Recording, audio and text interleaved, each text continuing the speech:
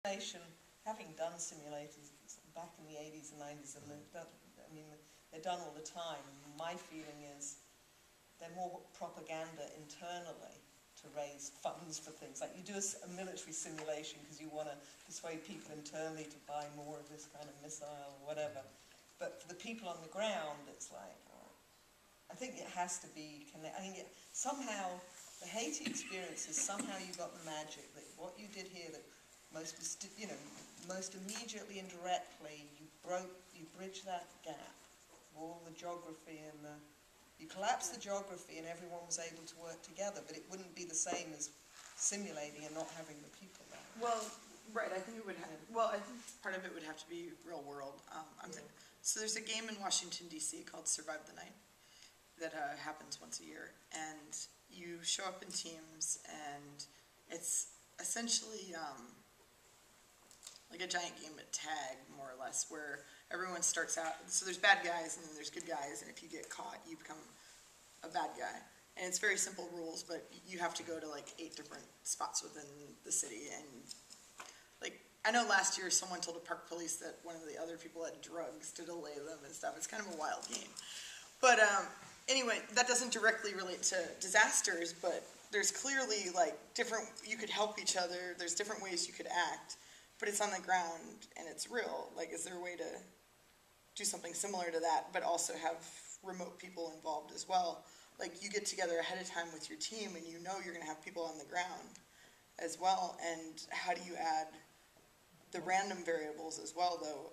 Well, that's where the AR could come in handy or something. You know, you're on site and you're saying, oh, there's a fire over there, you know, and you have to deal with that and report things, and that can have hidden information from. One of the things we talked about at Crisis Camp last weekend with a police officer and some disaster recovery specialists out at NASA at the airfield there, the need for local capacity and certain NERC-style groups, the guys who do the walk around the neighborhood with the yellow hats on and prep for earthquakes. That's a great network of people who are already interested in doing community capacity building and providing different logistical efforts in case of an earthquake. They don't know each other very well. They don't have very good education. They don't have very good awareness of where each other's neighborhood leaders are.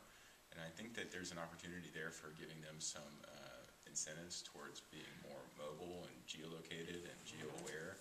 And it would be a good way to reinforce the contest being a process of helping me, and not just like some idea of working in a Second Life style simulation, or even working remotely for a simulated Haiti style disaster. It would be about my own neighborhood.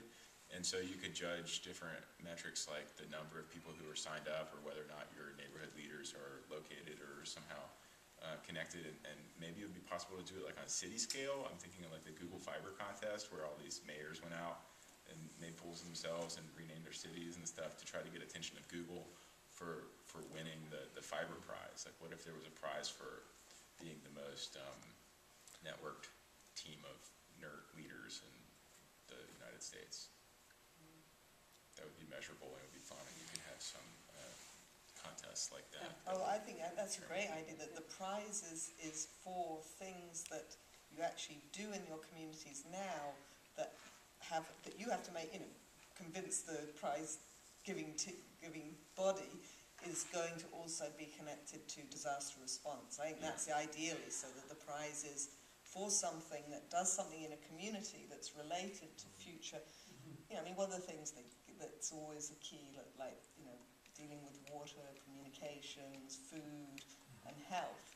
But the prize is defined by like the leaders have networked themselves, and then they also, part of your winning the prize is you explain why that's key to disaster. But because you can't do it in a disaster, because we're not going to bring a disaster on ourselves to win the prize for, right? But I think that's really good, because then you're also moving the community along. Right, no one would be like losing then. You wouldn't have to give up at the end. You'd have and something that would be a win in the community, that the community moved forward and solved a basic problem in order to win the prize, but the problem picked was... Everyone wins just by competing in a contest. Because they add the information. And that's a classic example of like, I would award that a prize if I was judging, because it's It really is, like, one of the key things, isn't it, that happens in a disaster. If the leadership isn't networked, It's over. you know, so that's exactly it, yeah. It's fantastic. And, but you could be broad, couldn't you, in communities who could pick their own problem like that, couldn't they? Well, one thing that I would really like to see a contest around is the number of mapped vulnerable infrastructure. I live in Oakland. I live in an apartment building that's built on a garage. And I should have thought about that before I moved in, because that's really sketchy. And there are maps that exist, locked away in some access database probably, of all the vulnerable structures. There's a whole city infrastructure, but they're not in Slippy maps. You can't comment on those points. Yes, But it's with really, Ushahidi, we're talking about getting our mobile clients and going bike riding and doing like a team thing, where we get a list of the things from the city that's that really are vulnerable, taking photos of them from different angles, getting them all on a map, and then that way raising awareness and kind of making the data more and then we'll tangible. do an AR view for that, so that you can just hold your phone up and see them in area. But that It'd be great because fantastic. we never get that repository out of the. You'll never get it out of it. I mean, Yeah, you it's might if you fantastic. just pass an ordinance, but that's another like year of lobbying, and I think it's Well, critical that's for what people was to the- realize they have to it's do local these things That is a themselves. superb idea, because imagine if you'd had that map in Haiti, how much easier it would have been to, like, move bodies on those, because the thing about Haiti, that everyone knew it was going to fall down like that, Yeah. but actually did fall down much worse in certain places than others, and, like, you know, if that information had been made visible and clear, it would have been much more inescapable that you could have left a whole city. Yeah, Whitaker had a bad problem with that too, right there. Another thing is Because the of chemical. This just makes me crazy.